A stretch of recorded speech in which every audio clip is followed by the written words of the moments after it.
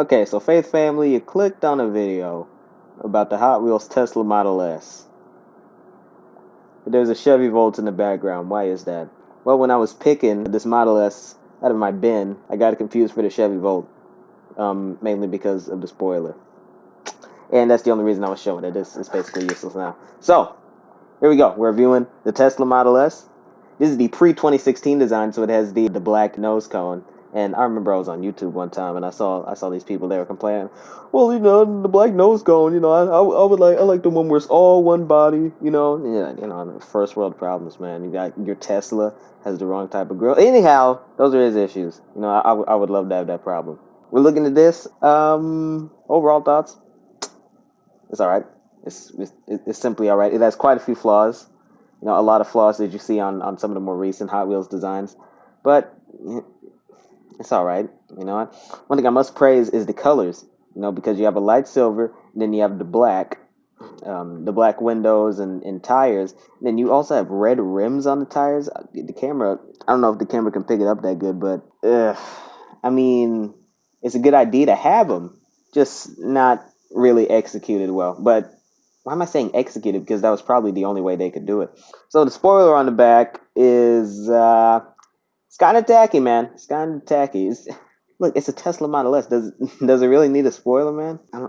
It just looks tacky. They just added a spoiler just so they can get kids to buy it. But I don't know what kids like in their Hot Wheels, but the spoiler's just tacky, man. I ain't digging it.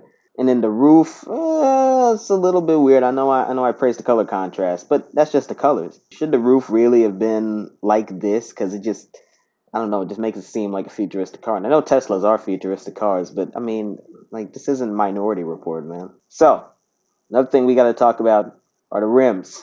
The red rims. The red glossy rims. I got to tell you a story.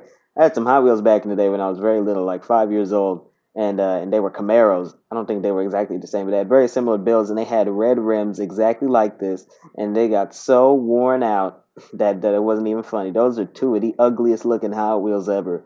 I don't think I have them anymore, but oh boy, those rims, they wore off because they were using a certain type of paint, and it just wears off because, as you can see, not a lot of paint on here. Not really digging this. And I don't think they've stopped doing this. I think they use them around the Hot Wheels city cars, but you know what? Not great. I would stay away from cars like these, or at least not touch them too much. I haven't touched this in what, like 5 or 6 years. It's a pet peeve, but honestly, man, it just looks tacky. If I think the spoiler looks tacky, the red rims are about like 1,000 times tackier because they just wear off so easily. It's ridiculous, man. Another thing I got to get on this car for, it needs to be bigger. All right, I have very small hands. All right, I have very small hands. Even I can tell it's too small. Because here's the thing. Let's keep it 100% real. This could be a McDonald's Happy Meal toy. Think about it. Think about it for a second. Think about it. An animated film comes out, and like the superhero character is driving a Tesla Model S. Not the pre-2016 model, but he's driving a Tesla Model S.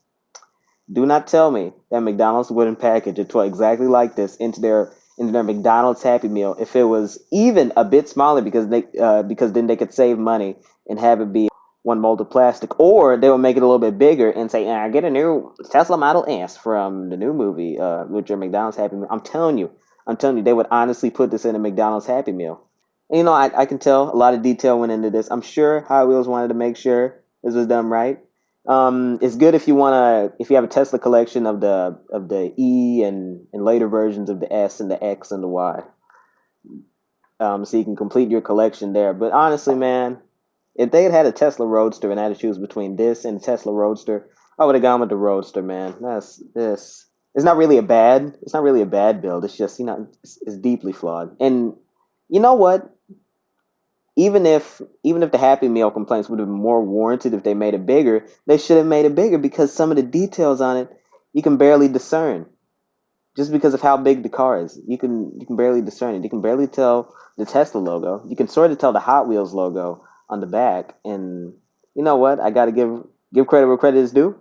The backlights, nicely painted. I'll give it that.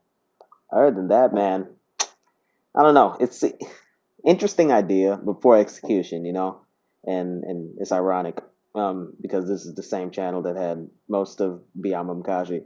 So, you know what would I rate this? I would rate it a 6.5 out of 10. That's different than the rating I wrote down. Honestly, man, this is a very flawed car. Yeah, the spoiler and the size and everything. Yeah, not great, bud. So, you know what? If you see it at Walmart or see it at Target, actually, you know what? Do not buy Hot Wheels from Target because they're always overpriced there. Go to Walmart. You know what? If you see it there, I guess pick it up. I don't know. It's good. It's good filler for your collection. I hate to call it that because I typically enjoy the designs of Teslas, but not this one, bud. All right, that'll be it for me. Driver's gotten out.